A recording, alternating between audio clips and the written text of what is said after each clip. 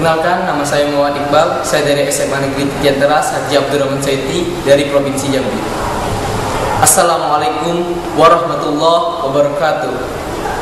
Selamat pagi dan salam sejahtera untuk kita semua. Yang terhormat Dewan Juri serta hadirin yang berbahagia, marilah kita panjatkan puji dan syukur kehadirat Tuhan Yang Maha Esa, karena atas limpahan rahmat dan karunia-Nya lah kita masih dapat menikmati anugerah terindahnya berupa kesehatan dan kebahagiaan. Salawat dan salam kita berikan kepada junjungan kita Nabi besar Muhammad SAW. Allahumma sholli ala Sayyidina Muhammad wa ala ali Sayyidina Muhammad. Semoga kita mendapat syafaatnya di yaumil akhir nanti. Hadirin yang berbahagia, pada kesempatan ini saya akan menyampaikan pidato saya yang berjudul Korupsi Mengancam Masa Depan Generasi Muda. Kata korupsi memang sudah tidak asing lagi bagi kita. Secara harfiah, arti kata korupsi adalah mengambil atau mencuri hak yang bukan miliknya dengan cara memanfaatkan jabatan serta kekuasaan yang dimilikinya secara sembunyi-sembunyi. Negara Indonesia telah mengupayakan tindakan pemberantasan korupsi semenjak Orde Lama hingga sekarang ini. Namun, tetap saja penyakit korupsi masih berkembang pesat di segala bidang pemerintahan dan di berbagai sektor kehidupan, yang disebabkan semakin meluasnya praktek-praktek korupsi oleh beberapa oknum pejabat lokal maupun pejabat nasional. Hadirin yang berbahagia, masalah korupsi telah menjadi bagian yang tak terpisahkan dari tubuh bangsa ini. Korupsi sendiri telah berkembang menjadi suatu budaya sekaligus penyakit akut bagaikan virus ganas yang aktif menggerogoti ke sekujur tubuh negara. Ia bukan lagi bisul yang bisa untuk ditutup-tutupi. Sungguh ironis sekali, sebagai bangsa yang berbudaya luhur dan beragama, bahkan menempatkan ketuhanan Yang Maha Esa sebagai pilar pertama dasar negara, ternyata bangsa kita justru menyandang sebagai predikat sebagai salah satu negara dengan kasus korupsi yang tertinggi di dunia.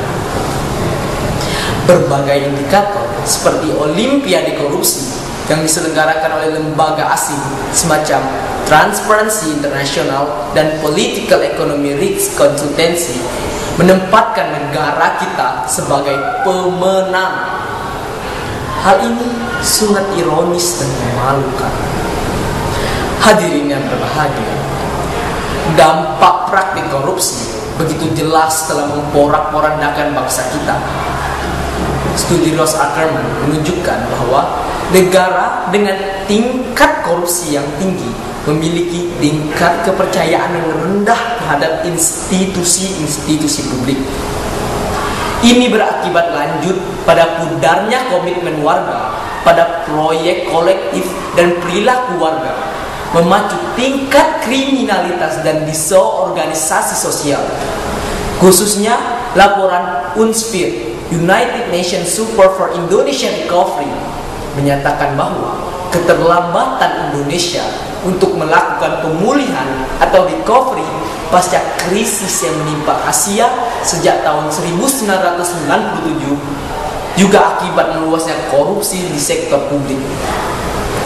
Hadirin yang berbahagia, marilah kita menelaah praktek-praktek korupsi yang sudah sangat merajalela, seperti kasus korupsi di Bapindo, kasus korupsi pengadaan mobil damkar, bahkan kasus korupsi yang sangat merusak moral bangsa ialah kasus korupsi pengadaan Al-Quran. KPK pun sempat kaget dengan temuannya. KPK terkejut, bagaimana mungkin di sebuah institusi yang mempunyai lambang Al-Quran, para aparat dan pejabatnya melakukan korupsi pengadaan kitab suci. Beberapa tahun lalu juga pernah terjadi korupsi dana abadi haji di Departemen Agama, dan pelakunya juga telah dipenjarakan. Akibatnya, Departemen Agama dianggap sebagai salah satu konstitusi yang lekat dengan korupsi yang kronis. Sungguh ironis dan sangat memalukan. Karena demi untuk memuaskan diri sendiri, mereka telah menzalimi ratusan bahkan jutaan muslim yang ada di dunia, khususnya di Indonesia.